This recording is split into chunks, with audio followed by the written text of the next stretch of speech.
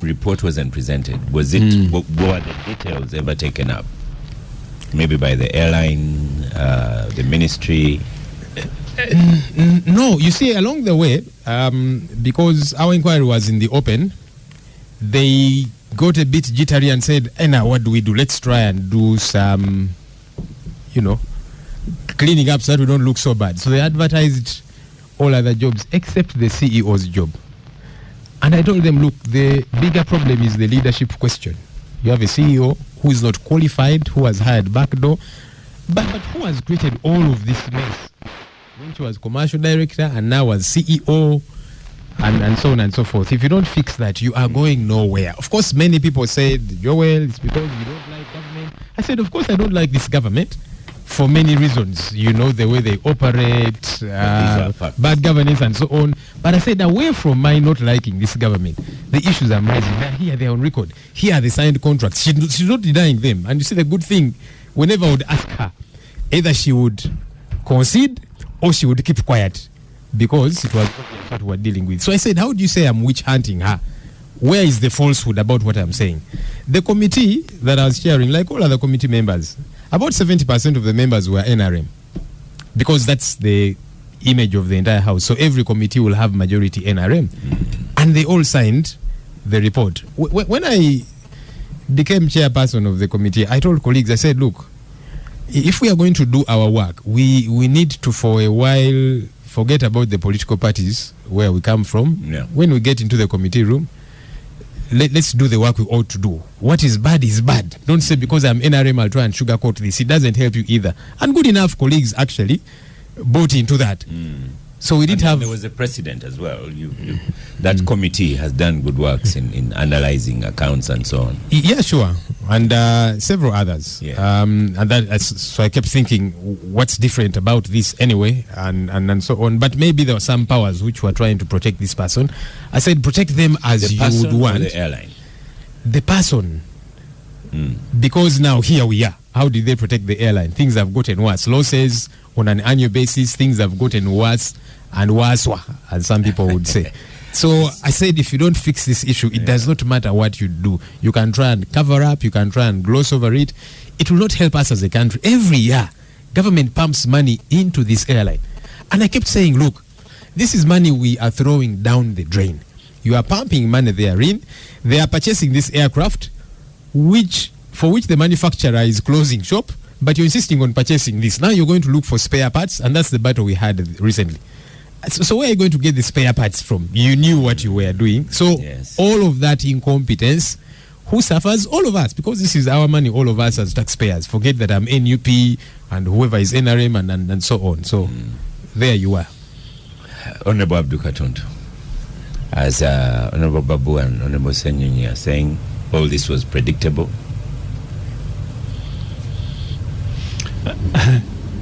It's quite very unfortunate for any regular traveler when you get onto some of these aircrafts to either South Africa, Nairobi, or even India. You find a very courteous, staff. The aircrafts themselves are very good, and as Francis says, those 3 routes are always full. So it is not that there is lack of business. Actually, Ugandans, you need to give them credit. They have supported that airline because I am a regular traveler to South Africa, being my second workstation, and that route is always full. So is Nairobi, so is India. The issue is, if business is doing well, where is the problem? And that's what really pains. It's not like this Uganda line does not have passengers. Indeed, these aircrafts are always full. Actually, rescheduling a flight on Uganda airline is one of the most difficult. It's like, no, tomorrow, the other day is full, it's the other day is full, and so on. So Ugandans have really supported this airline. But what we now see is both technical and non-technical challenges or problems. The technical, Francis, he has talked about it, the sort of aircrafts and so on. And to that extent, I agree with him that you might need aviators, experienced aviators, to help sort out the technical challenges. But at the same time, you go back to what Joel is saying about management. Because some of these are purely, it's nonsensical. It's just bad manners. It's that you can find an institution where somebody travels on the same ticket 5-7 times. It's outright theft, corruption. And this, you don't have to be a technical aviator to see it. I mean, it's all about management and so on. So the issue is, how did these managers get into the offices? It goes back to what he's saying. Once you bend the rules, you guide from the rules, chances that you have these sort of problems are actually high. If there is a process initiated by the board, as the law requires, to recruit the chief executive, let the process go on and let the best win. But once say, no, it is not about that, it is a Wanyoto for some reason, then Wanyoto comes with all her incompetences, with all her ego. She's going to quarrel. I'm not it's an example. I'm not talking about Lydia Wanyoto. I'm talking about Jennifer Wanyoto, not Lydia Wanyoto. So these are different people. Okay. Jokes alone. Anybody who comes through the ventilator or through the back door, you would have the same problem. But the world all over, airlines do have challenges, especially those run by government. One of them is actually being commandeered by government and government not paying. Are we sure that government has not had that problem?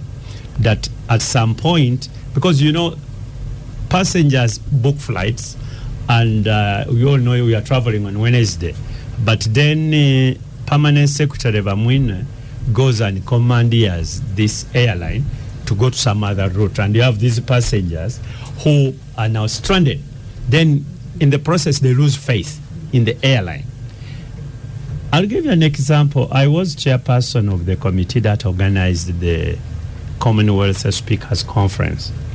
We asked Jennifer and Tim to come and see us and say, look here, there is an opportunity for you to market yourselves. We want you to be the official carrier. Never mind that you don't have enough aircraft or the destination, but we want Uganda Airline to be the official carrier of this conference. You can even advertise it on your website. You can advertise it even on your planes themselves, like you could see Expo something. The Emirates does it. And we are so excited. The next meeting, when we were supposed to give them the details, they sent an assistant, somebody. All the senior officers didn't turn up. I just chased them. These, like France says, these are just jokers, really jokers. Here is an opportunity to market your airline, to market the country, to the entire world, to the entire Commonwealth. And they sent some girl, I think she works in the VIP lounge there. And I said, what is it I discuss with you? So I said, okay, let's forget about that. Let's move on other. So we forget about that project because I think we are being artificially patriotic and wanting our airline to be a high flying. So one, rules must be obeyed. Because they knew they wouldn't deliver? They just not the bunch of not serious guys. Just forget about them. Yet when you come to the technical people, that's where I say this thing is very unfortunate. I don't know you guys whether you travel Uganda Airlines. Yes. And you see the staff. Yeah. You see those pilots. They're competent. Everything you would need. Even the plane itself is everything you would need about an airline. You have it within. Except there is that very odd Airbus. I think it is. It carries our flag, but I don't think it's a Uganda Airline flag. I say for some other company and so on. Very. Did some subcontracting. Yeah, subcontracting. It is run by some other people. They know nothing about cuts and so on. But the Ugandans really, it's very unfortunate. These guys who do everything to make this airline tick actually are suffering this negativity because you have a bunch of a certain person who doesn't know her job. Then two, I don't want Minister Katumba to run away from it. He's actually responsible because there is a board which he put in place. He directs and supervises the board, and the board directs and supervises the CEO. Everybody concerned should actually bite the bullet. All of them should know they fell short. General Katumba is one of those very good fellows, but on this one, I have to fault him. I have to fault him. You know, you can't say, well, I wanted to do this, but there was a CEO was this and so on. Even then, what did you do as the minister responsible? What sort of board did you put in place? And I think we need to move away from the culture of finding very incompetent people and we dump them on boards or statutory authorities. It's one of the biggest problems. You've got just job seekers. They just don't know the job. And I privileged, I was honored to have overseen some of them. Many of them, there is a problem with the boards. They just don't know their job, and they become part of the problem. You find a non-executive chairperson of the board, but he's behaving like an executive one. He has got a car, he has a physical office, he works in, every that age is in the office, provided by the SATO, but he's a non-executive member of the board. So he takes it as a full-time job. So it's beyond Uganda Airlines. We just need to do an overhaul of the statutory authorities, the way they work. Otherwise, after Uganda Airlines, you're going to have another one. Let me get you a bottle of water, Honorable Katonda. Calm down. I think a coffee. A coffee? The coffee might hit him up more. You are government, Mr. Fred Bamwine. Yes. Have you flown Uganda Airlines? Many times. But one, when you told me about this topic, I chose to dress like this. Because in me, there are two main things: Pan-Africanism and nationalism. And you'll never find me without anything resembling Uganda. Anybody who puts up our flag anywhere, I feel very proud. So, this airline... You should also feel very bad when anybody does the Uganda flag and steps. Don't open it. Your neighbor, Ssenyonyi.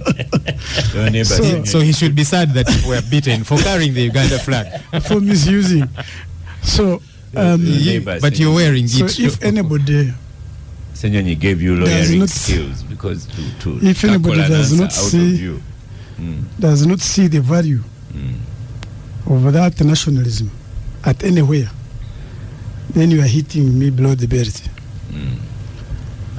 Two, this is the second time we are getting a challenge with airlines.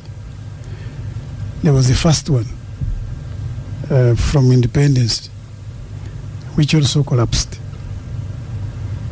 So after some 20 years plus, there's this attempt. But when I was searching around, I found we are not the first and not the last. Airlines have had challenges. But in this particular case, I think it goes to all of us. Much as you are talking of the management and the technical, but there are also players here. I was watching closely when Hon Ssenyonyi was investigating this matter. The way it was being conducted, I asked myself, if I went back to my village and reach home and they tell me that my mother has gone mad, is in the town beating people and addressing, what do you do? Do you join the crowd, or you get a method to minimize the damage? That's why I got my challenge. because the committee of Ssenyonyi and his friend and his committee members were praying to the gallery. I take my time to read. This country called America, which most people glorify, if you knew what is inside, you couldn't do anything. But not everything they do it in the public domain. There are things they speak in the bedroom, there are things they speak in the sitting room and in the compound. So my biggest take is, if a problem has happened, you are going to Masaka, find an accident on PG, people are dead, others are injured, others are alive. Do you start asking by what caused an accident? You first do the damage control, then you can come and ask later. So have you heard of a word called an apologist? Yes. Okay. Yes. So to me, I'm one of those who believe. Today we are talking of Uganda Airlines. There are other government departments. They are not doing well. And we are not addressing the cause. And I think, to me, the cause, what kind of sanctions or punishments do we have on our law books regarding non-performers and corrupt? What kind? When we have in our constitution everybody is presumed innocent. Even this person we are talking of mismanagement is very innocent, presumed until that COSASE report spells out monies that were lost. But that 16 billion, 165 but does it amend the Ugandan laws? 6 billion. No, but it doesn't amend the constitution. So you want to get her conviction? You see, not her. When we talk about presumption of innocence, that's a criminal law principle for the trial court. Exactly. For the trial court, not for you. Exactly. Because the discretion is on the judge or the trial magistrate. Yes. But me, I'm saying, if we want to tour this country, let us not massage.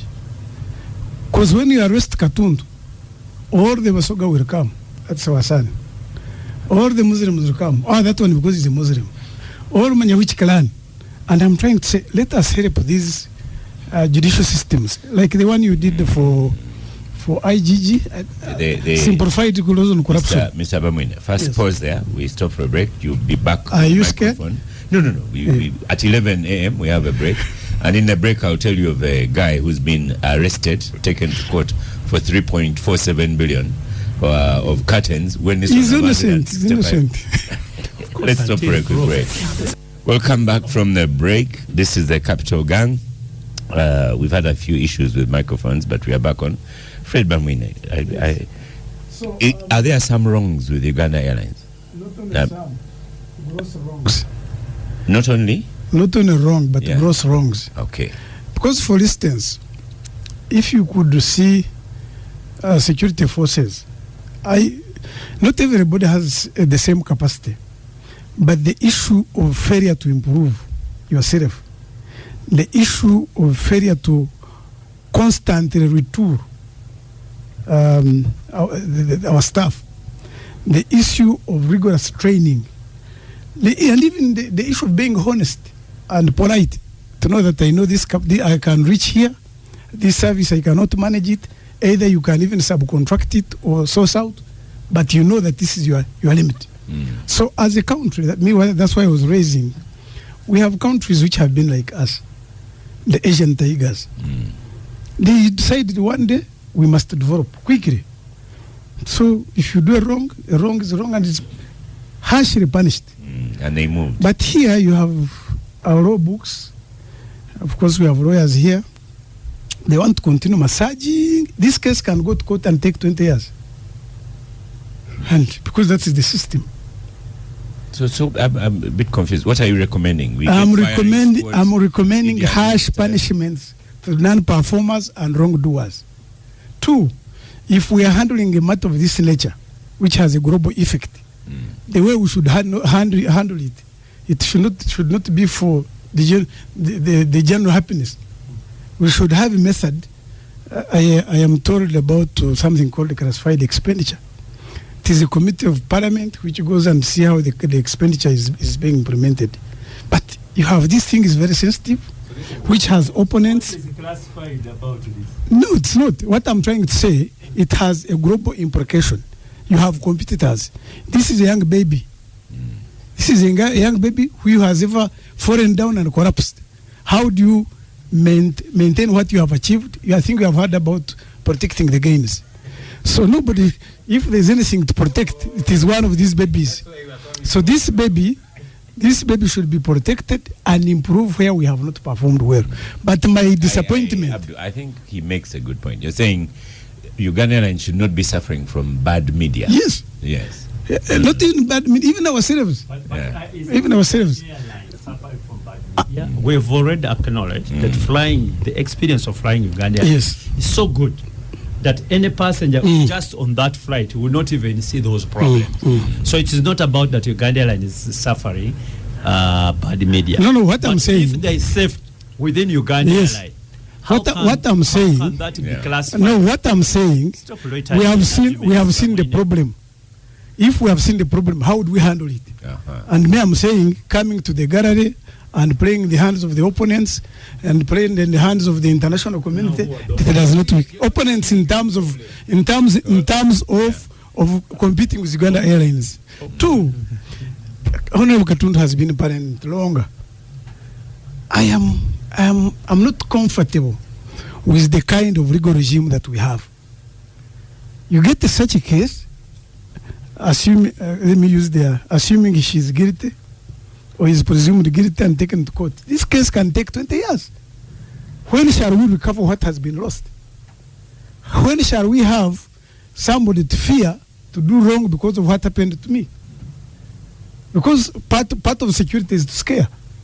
But you have this law which massages everybody, is presumed innocent until proved guilty or accepts. To me, I think we need to go back in our boardroom and ask ourselves, Uganda Airlines has gone to this level, who has done what? Who has not done his duty? And should answer for those crimes. But according to the laws that we have now, they are an incentive to continue committing wrongs and crimes. And to me, I'm saying we need to have a full stop.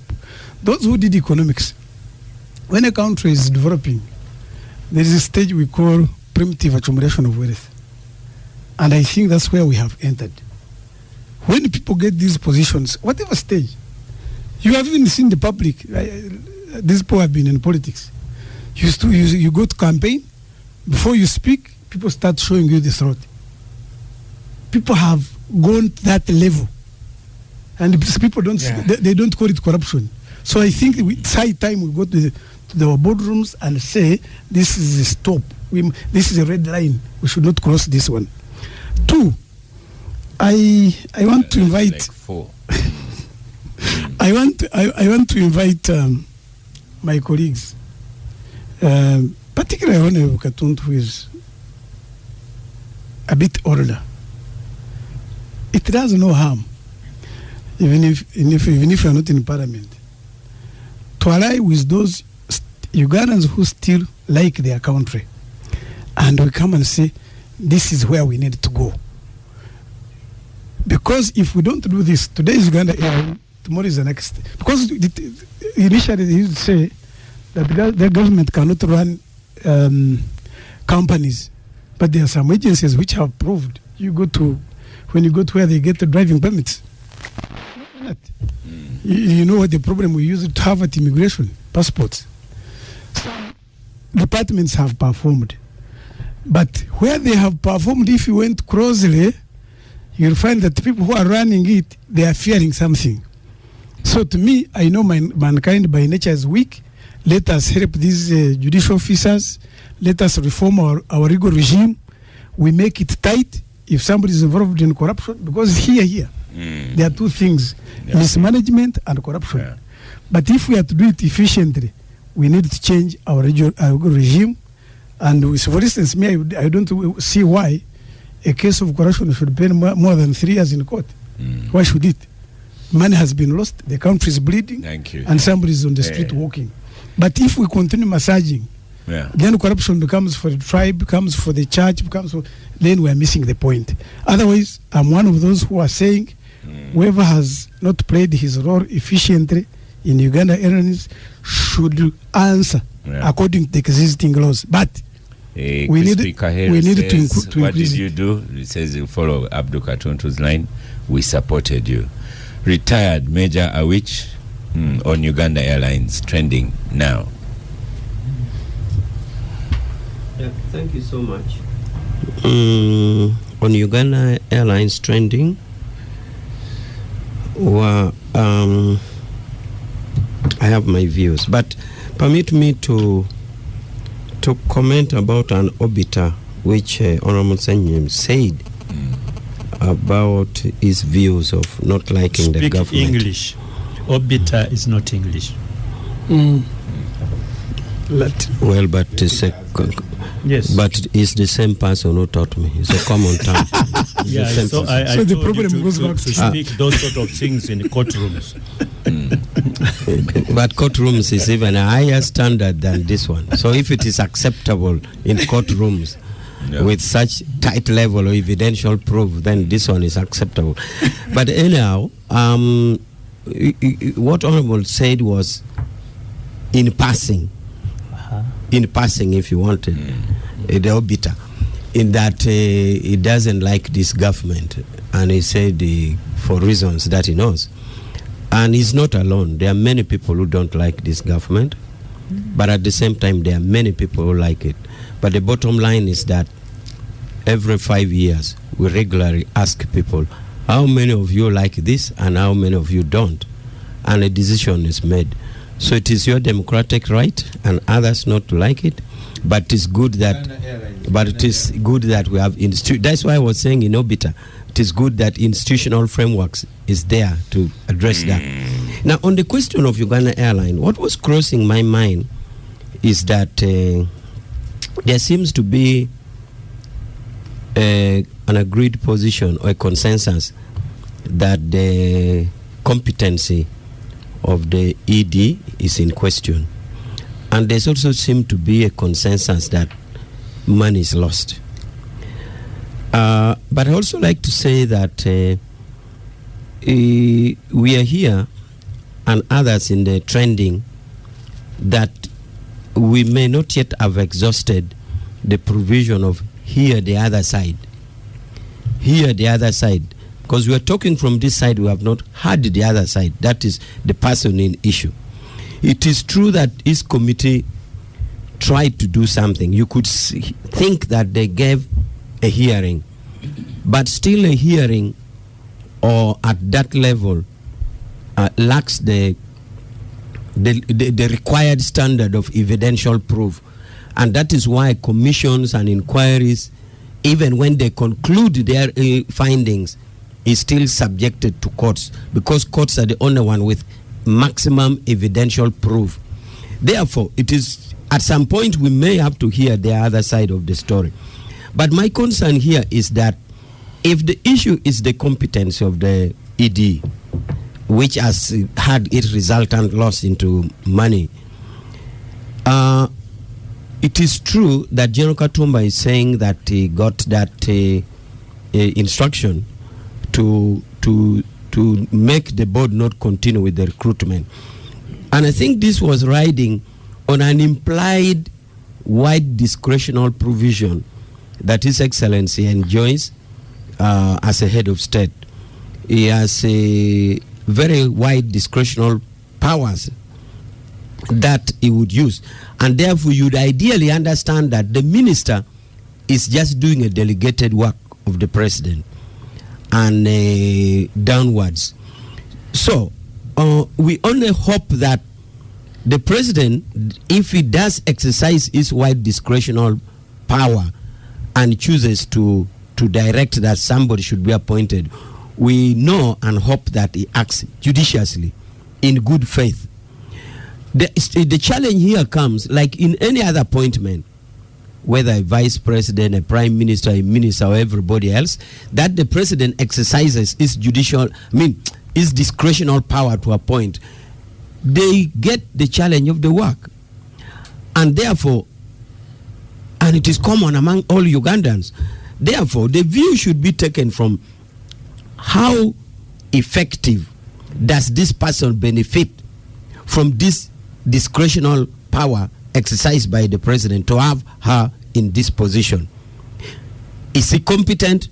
And if she's not competent, what are the issues that are always raised to address? Because even the head of state himself, after exercising such discretion, he would at one time even tell the person that I did my part, you made me understand that you were competent, and now that you are not, then otherwise. So there should be institutional framework to check this, and not only in the case of Uganda airline appointment, but in all appointments, because again and again we're going to find ourselves into discretional positions that are appointed like this, and therefore they should be subject to their meeting of the competency that is required. Mr. Awich, Mr. Paula Awich, now I've concluded that I'm a very patient person, because I cannot work out where you are. I have been trying. Where are you on the matter of Uganda Airlines, in your opinion?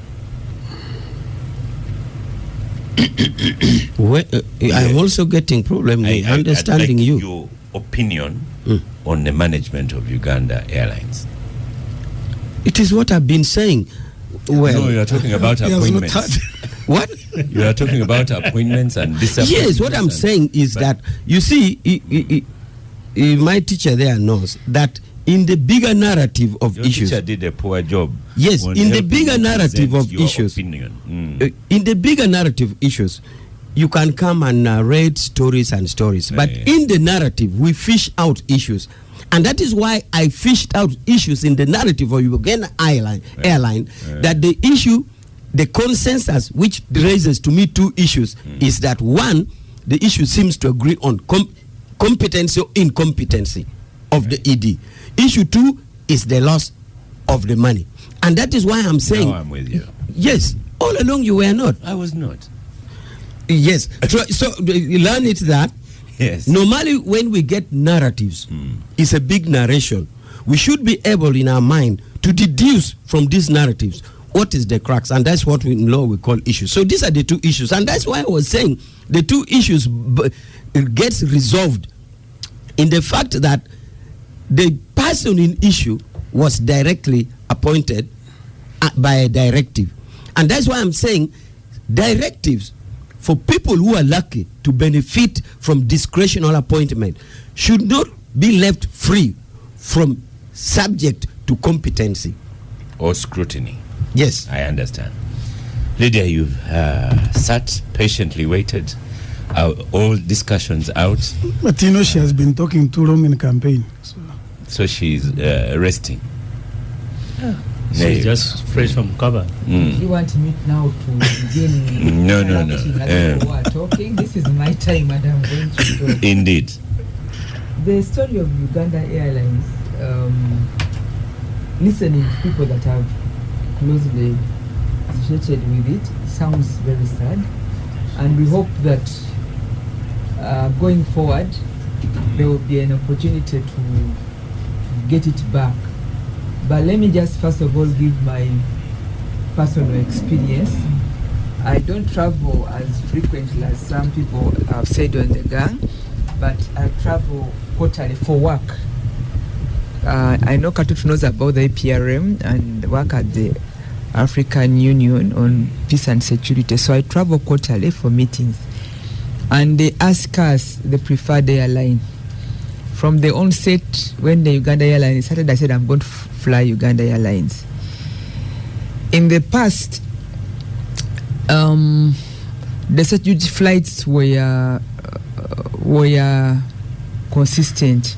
Then after some time, the people that book for us to travel would keep saying, your flight has been rescheduled. So it began causing turbulence in the timings of the meetings. But I insisted I want to travel Uganda Airlines. Then I noticed, including the recent one that I traveled on, the quarter, December, is that we were 10 passengers on the flight. Which road? It was Entebbe, Joburg. direct flight. 10 people. Yes, we were 10. This is a personal experience. So I was recently I also was had concerned. relatives on Uganda Airlines and they had a rescheduling and they spent the night in the airport. So we were 10 and but it was a direct flight. They all direct flights to Joburg. To Joburg. So I began now asking myself, this is a loss. I mean, the moment you do not have, you can talk about at least half or 3/4, but 10 people. And it's a scheduled flight. It you have could to have fly. been a one-off flight. Maybe, but for me it opened whatever. But there are other flights when I was traveling. I found people in decision-making positions like the level of Katuntu.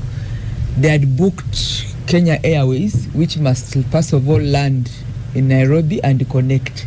But there was Uganda Airlines that was going direct. So when I talked to them, we find that they were not even comfortable.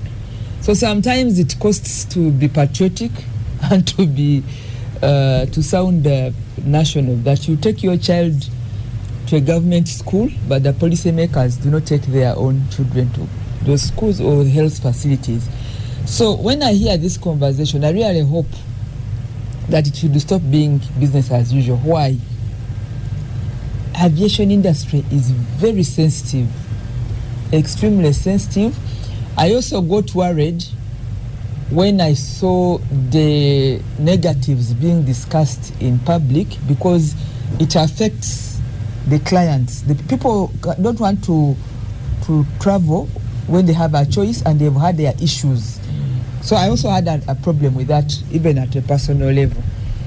So when we hope that the discussion about our airline will bring all the responsible minds to put it back to the reason why we revamped Uganda Airlines. It was about our national pride, which I really want to stand for. It was about tourism. You know that crescent crane, moving in the air. You see? It's so beautiful. So for me, I think the objectives and aspirations still stand. That we want to fly Uganda Airlines for tourism, our national pride. I mean, who does not fly Uganda? Because and even bring down the cost of travel. Before we had the airlines, without mentioning, that had a monopoly on our route, and the tickets were so high. So we said no. If we have our own airline, we shall be competitive so that we don't have to get a rip-off on our travel. Because if you don't have your own airline, the other airlines are really costing us huge. I mean, imagine a flight of just 45 minutes. Yeah. We are paying between $400, $500 economy. But when Uganda Airlines came on board, the cost of the travel was like coming to a balance.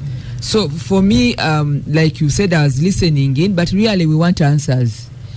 We want answers. We want our airline to fly. We want to be proud, the pride of our country. We want to do tourism. Because I've used Uganda Airlines to Tanzania, Dar es Salaam, Zanzibar, and Nairobi, Mombasa. And it is the best way to go, especially as I've said, when you're on the plane. So we really hope that the challenges will be listed and fixed one by one, so that we get back to the objectives, and that these flights should get back to be full, and let everybody traveling from Entebbe choose Uganda Airlines with confidence and be able to make sure that I also want to say that I think we should also minimize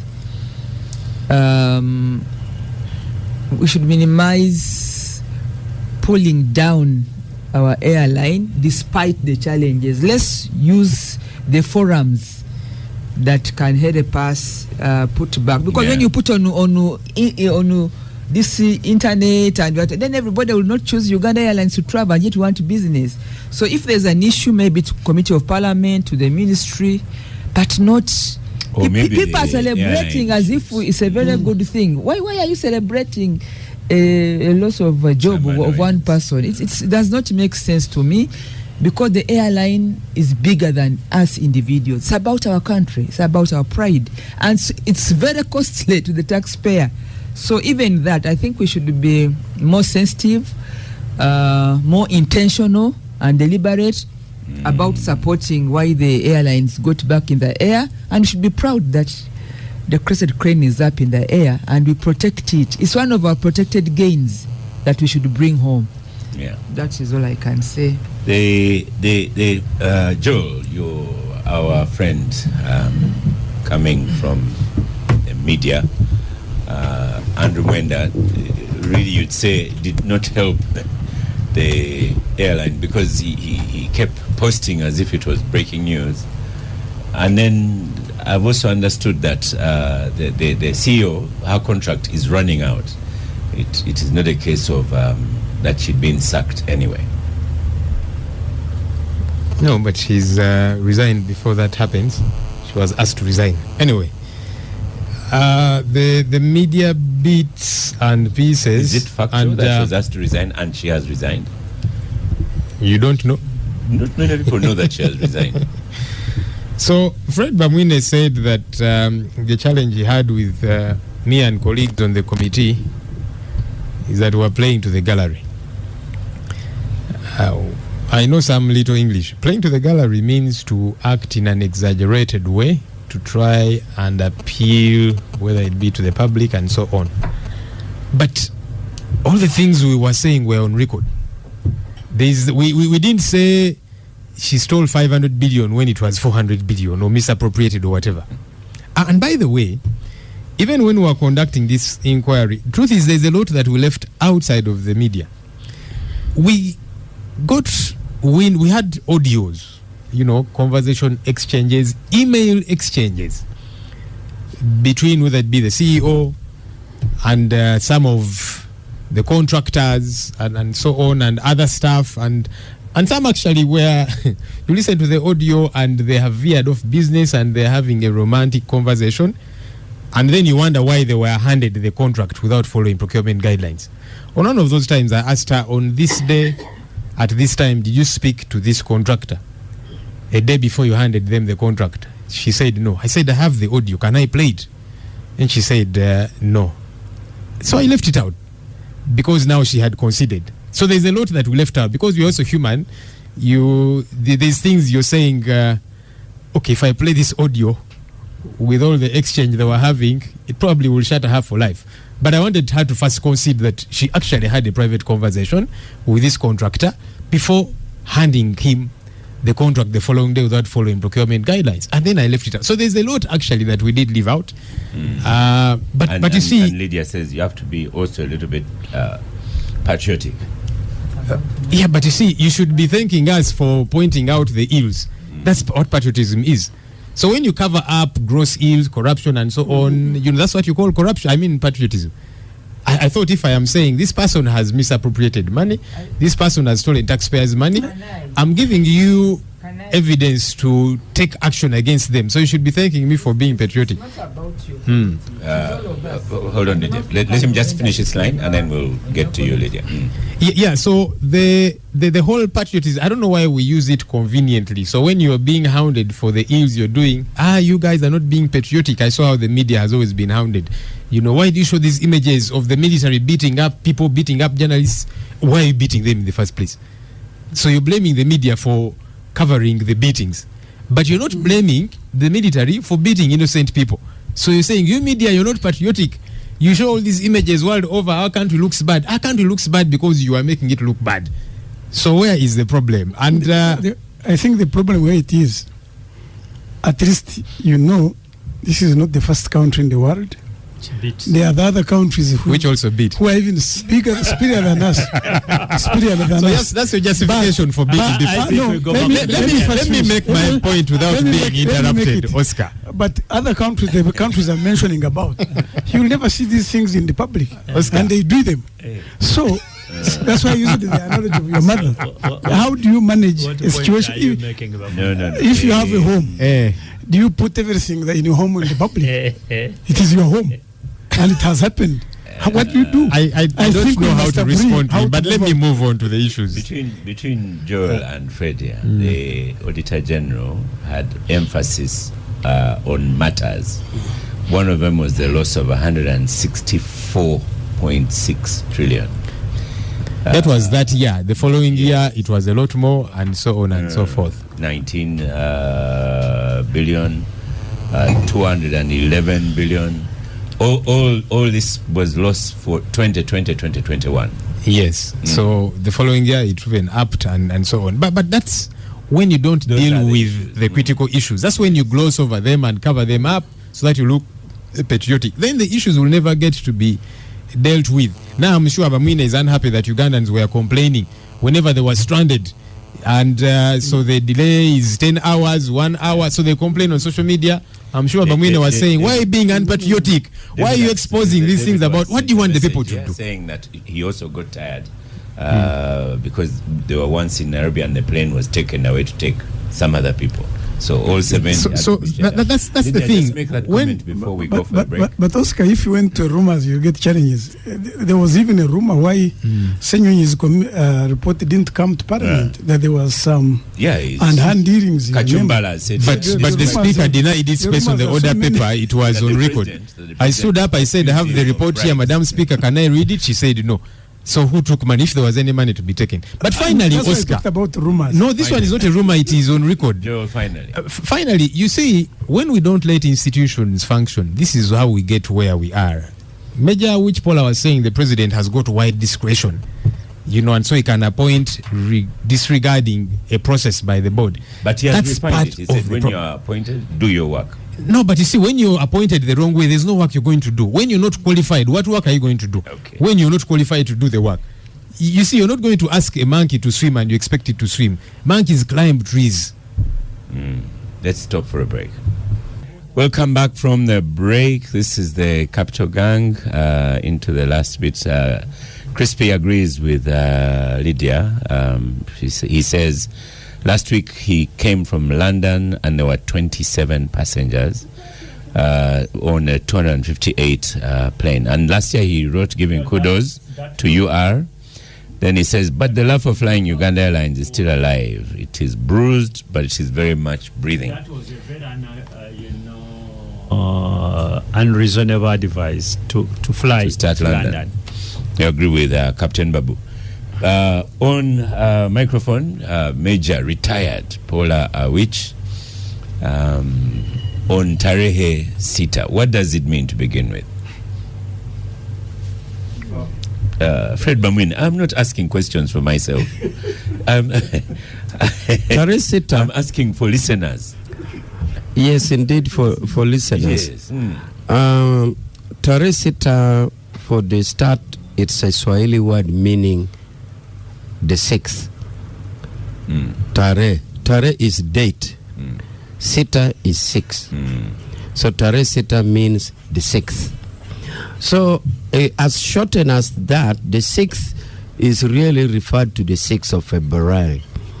And in this particular day is a day when some Ugandans who, in their views, saw that things were not being done well in the matters of the country. And they had tried other options, other peaceful options before that to ensure that the country comes around the table and runs peacefully. For avoidance of doubt, President Museveni has always insisted, right from Moshi Conference, that he was a strong believer in the umbrella, not yours. The umbrella in that, the umbrella in that when UNLF came, it came under a unity government spirit which was formed in Moshi. And the view then was that the Ugandan society is so fractured that should we immediately plunk into multi-party, we won't manage. But somehow the umbrella was torn apart and we went for elections in 1980. So the matters of the state was not good.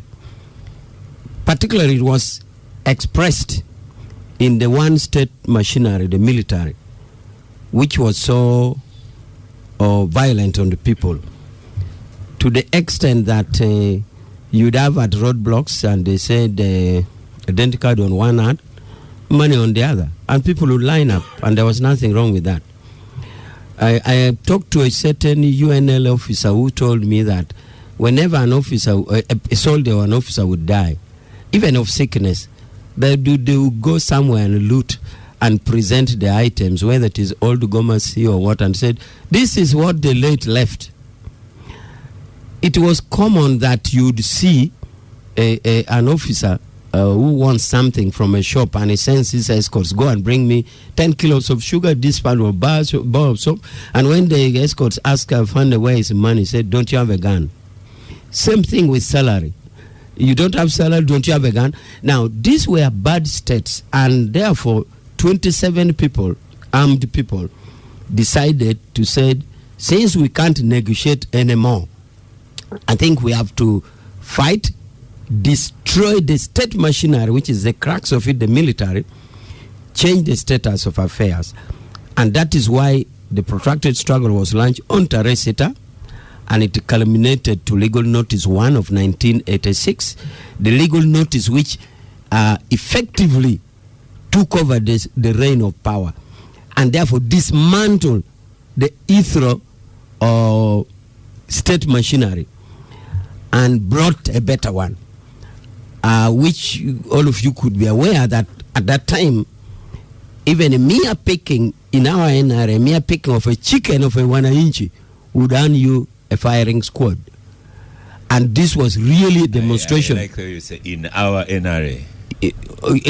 That is to demonstrate that an Ithro anti-people state machinery, which is estomized in the military, had been successfully dismantled and evidenced by Legal Notice number 1 of 1986, which is a constitutional document to show that the reign of power has been changed. So, 6th of February, put it in English, which is Teresita in Kiswahili, is good or known to the Ugandans in that it was a day that 27 armed people decided to wage a struggle. And this struggle was only estimized by a dismantling of a state machinery, the military.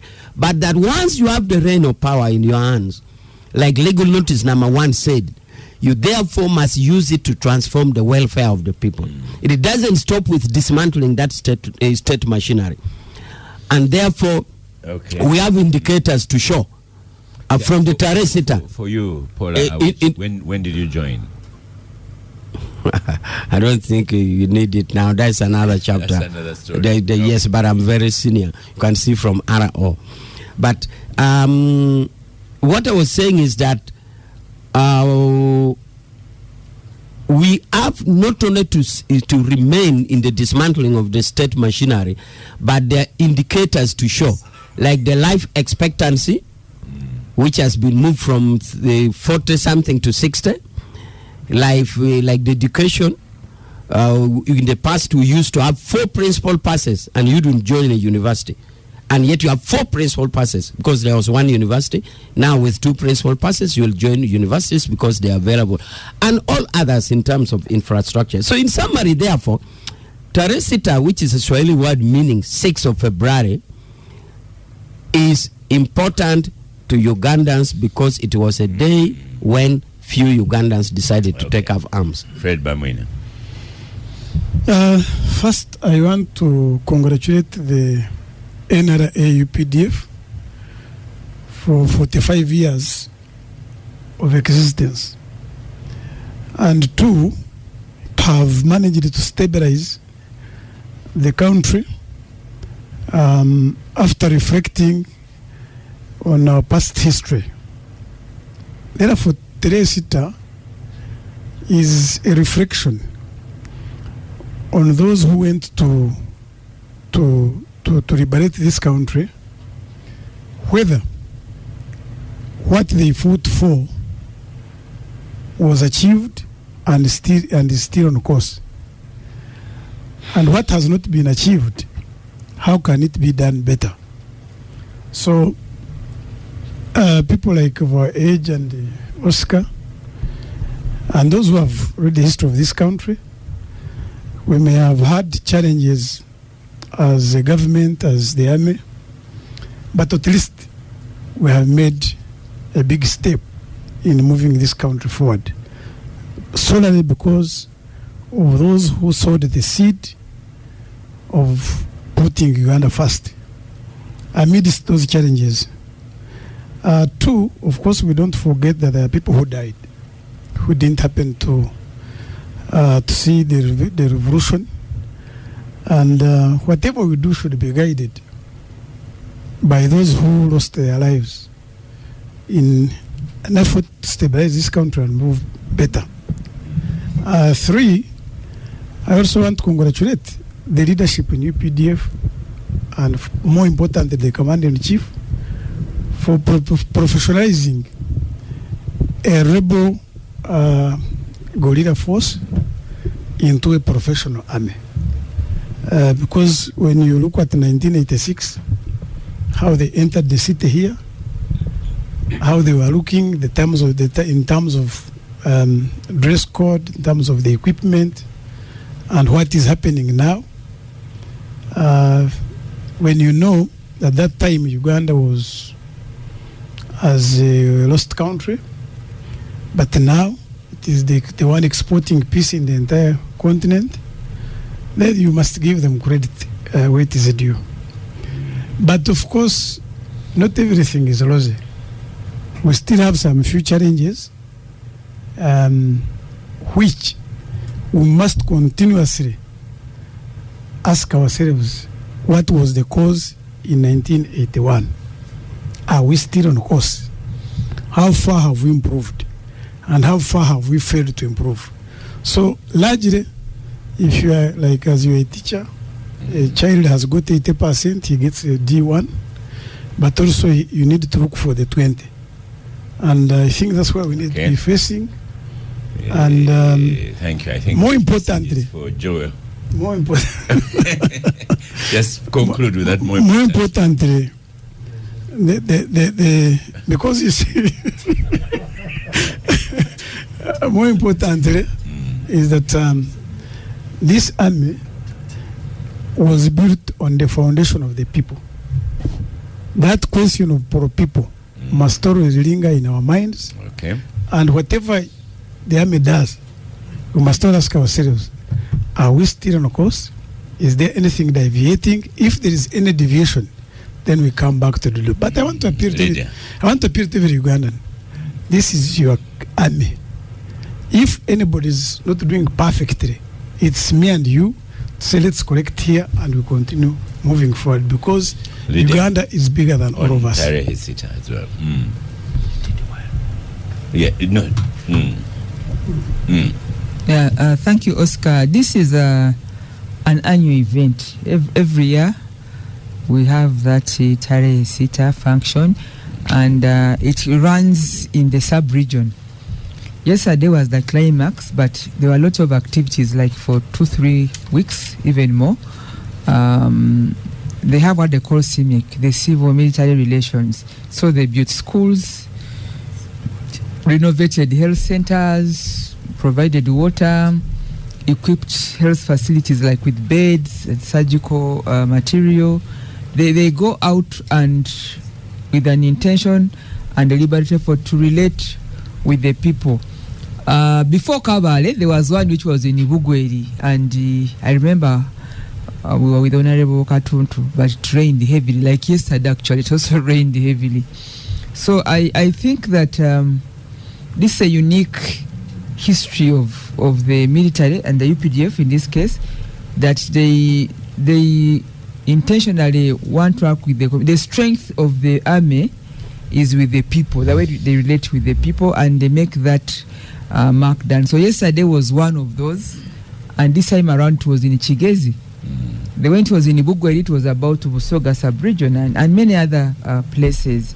So for me, I think if you have issues, the military with civilians, there's always that window to reconnect as a people's army, but also as a sign that they've been able to do their mandate of protecting Uganda with their Uganda and the boundaries of our country, but also making a contribution internally.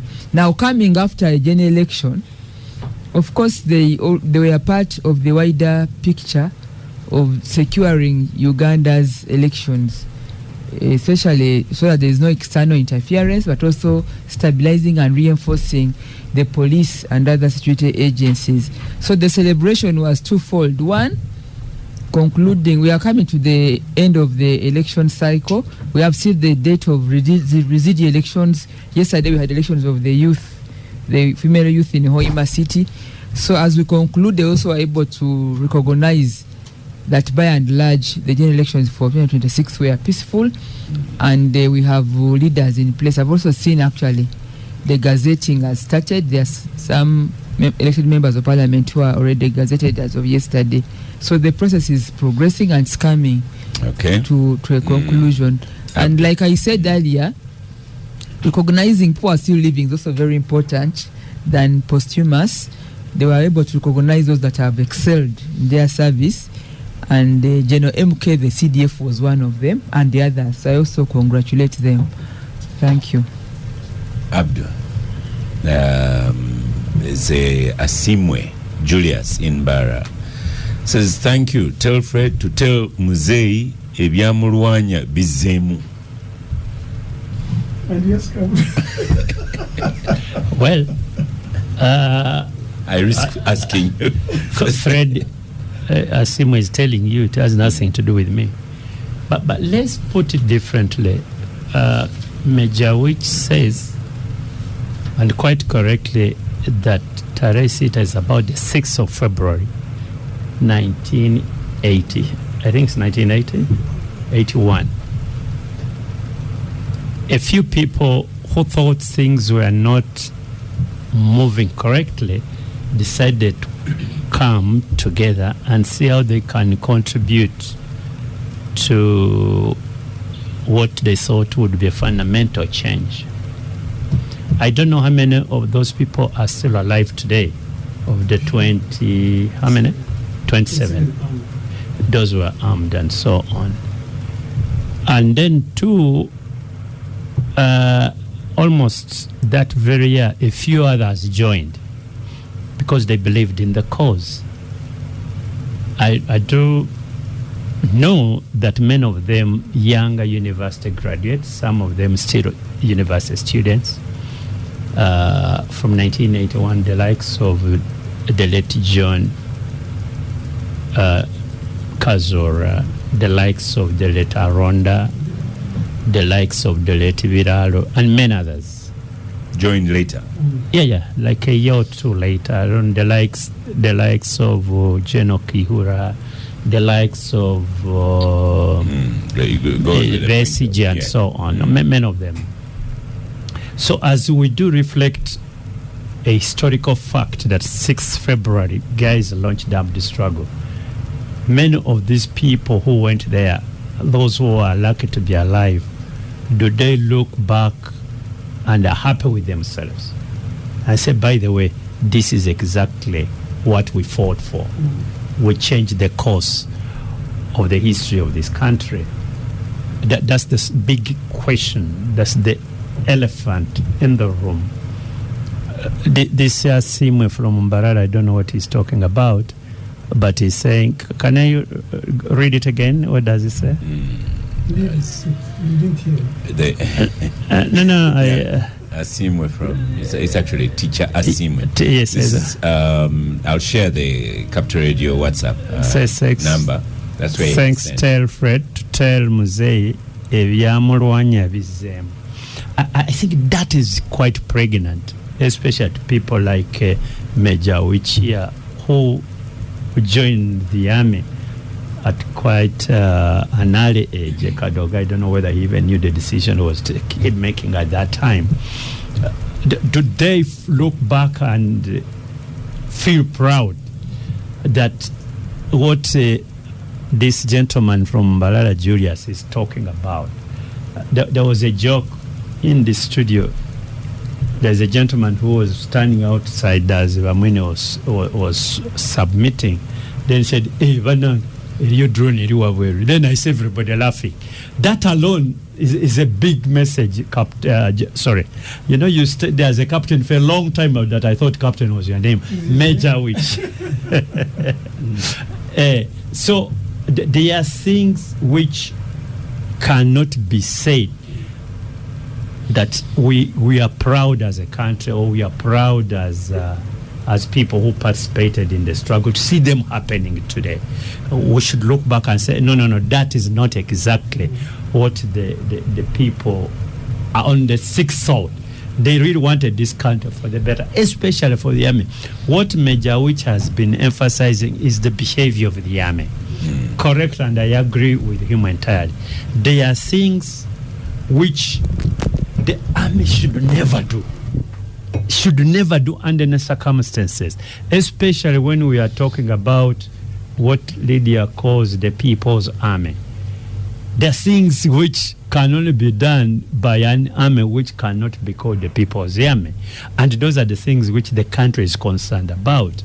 That if you are army, by the way, you need to congratulate them before I make the point that the NRA AUPDF has built a lethal war machine on the continent. I think you confront it at your own risk. Either way, whether you're in Congo or everywhere, they have done extremely well. They have got many educated people, with all clan and manner of degrees to join the army. Professionals have joined the army, different from the previous armies. And they have been trained in the best war colleges all over the world. From the US, South Africa, wherever it is, this which is where they are training. So to that extent, I think the country should be proud of it. And that is all about guarding our sovereignty as a country, border to border. However, what is the behavior? For example, do you look back at the two gentlemen who were associated with the army, like my brother Witch here? When you see what was going on during these elections, do you look back and say you are proud of it? Reflect that with 6th February. Because 6th February also has got a history that it was coming from an election which was actually a bad election. Never mind that my DNA is UPC. It was a bad election because there are many complaints which we cannot run away from. So do we have the same complaints coming up, or are we supposed to make it better such that, we don't repeat those mistakes? And I have to congratulate my brother Vamwine. He puts it politely, but he makes the point that, look here, there are things which should not be happening now, especially by our army. And that is the cry of many Ugandans, that the army should be different. This is not a mini army. This is a Yoweri Museveni army. This is not a Rutwa army. This is a Yoweri Museveni army. It should be very, very different. Anything done by an army in Saudi, I would say, well, that was an army army. That was a Rutwa army, not this army. So things that are happening and should not be happening, we don't have to gloss over them.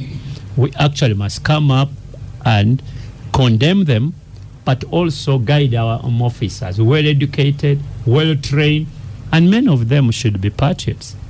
Yeah. Joe, Fred Bamwine, your neighbor, when he started that even you can't get 100%, there's 80%, I felt and told him, I think you are addressing Joel in that one. Now there's an Agri Musinguzi on Capital FM WhatsApp says between 80 and 100, that's already D1. Okay.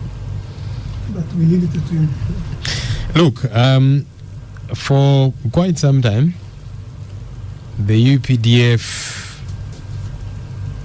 was seen by the people of Uganda as a breath of fresh air, given what used to happen with the past armies.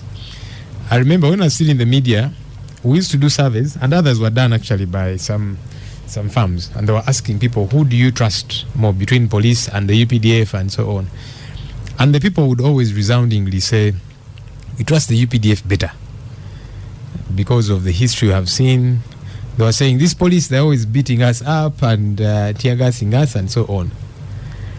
But if you ask the same question today, you'd be amazed what you see and hear.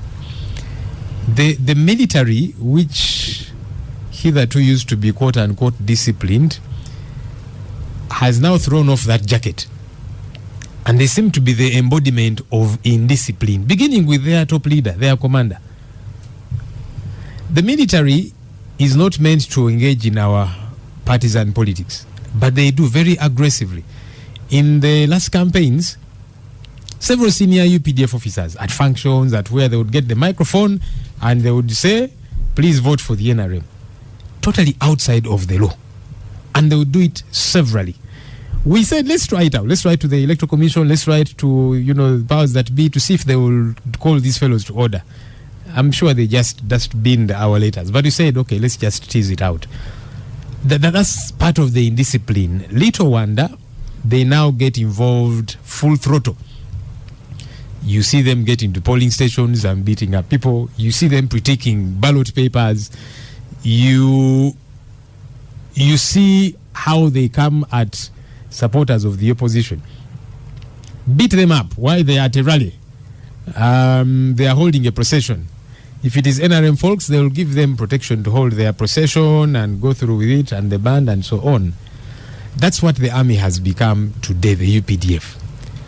You see their commander, the Chief of Defense Forces. My goodness. Sometimes you keep thinking, is there a child playing with this phone?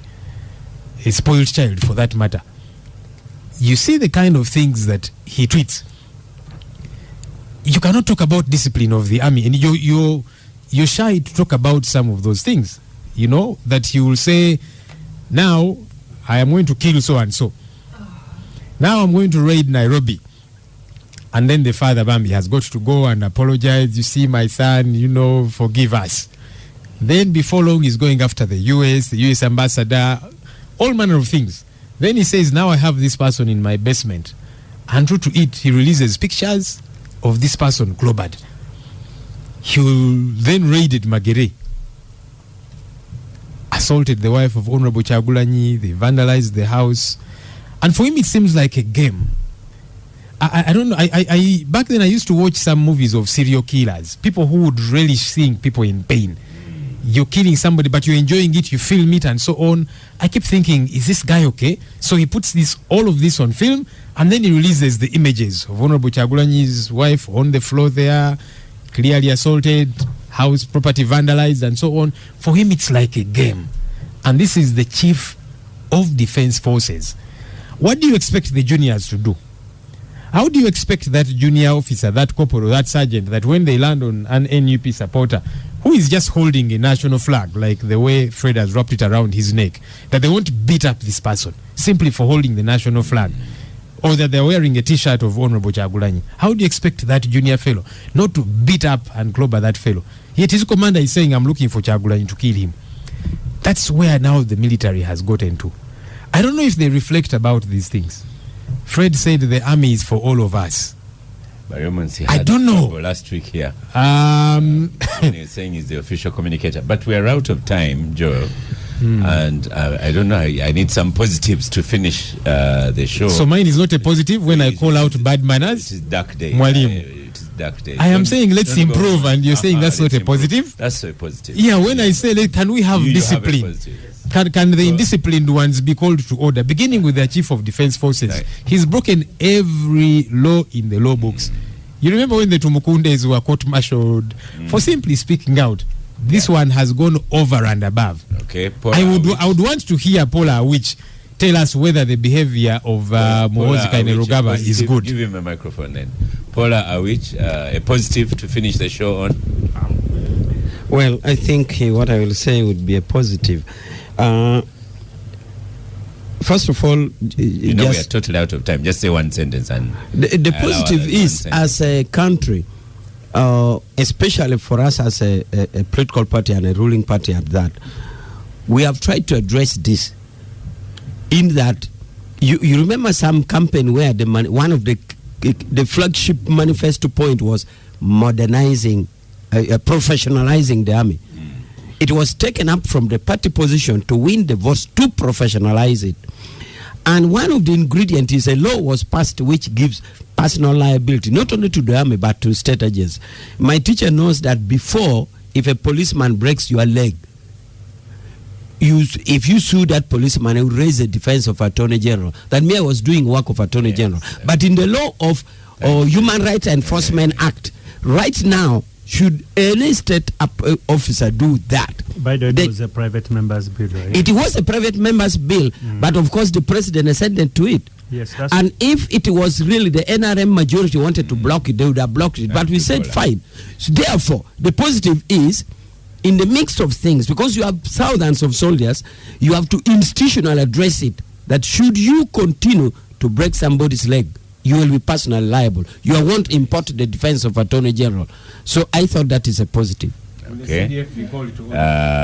Fred Bamwine, 1 minute, because I see you are itching to say. Yes, in 1 minute, some people do things deliberately, and unfortunately, the detriment of the country. Article 212 of the Constitution, D, it says, among the functions of police, to cooperate with civilian authority and other security organs established under this Constitution and with the population generally. The last concluded elections were police-led operations. Really? Yes. The army cannot join the politics, the security of the politics without being invited by the police. Okay. 2, you may underestimate this country, but there's what we call intelligence services. Oh. And all these operations result as a result of intelligence estimates. And it is the intelligence estimates that guide operations in these, all these operations. And I'm still looking for positives to finish the show. Maybe Lydia will give it to me. That law is a positive. That law is a positive. Yeah, it doesn't believe in the Constitution. No, I think Bamwine is right, and maybe and even Paula, I'm just thinking, where do they live? Right. And we're not talking about a bad law. The debate here, the conversation, not a bad law. No. And we are not talking about absence of good laws. Actually, the complaint is, are we following the good laws? That's where the point is. Not about laws. The laws are good, and they are in place. So, and the complaint of Joel here is like, if there are laws here, why are we not following them? And I think that is the question. Lydia, 1 minute. And I'll read a quote here that has been sent to me, which I also think is not so positive. Go on, Lydia. I hope it was I think the most positive takeaway today is we should encourage engagements and conversation.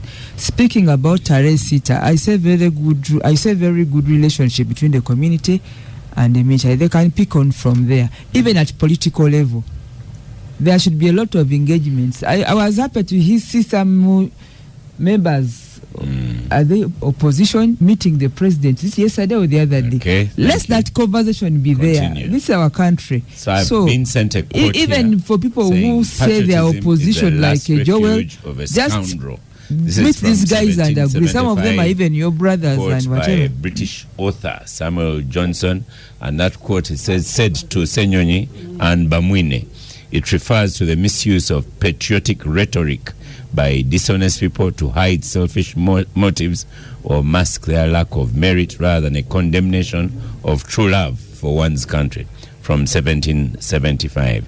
Thank you so much for listening to the Capital Gang, the gangsters of today. Thank you so much. Star Cafe, thank you.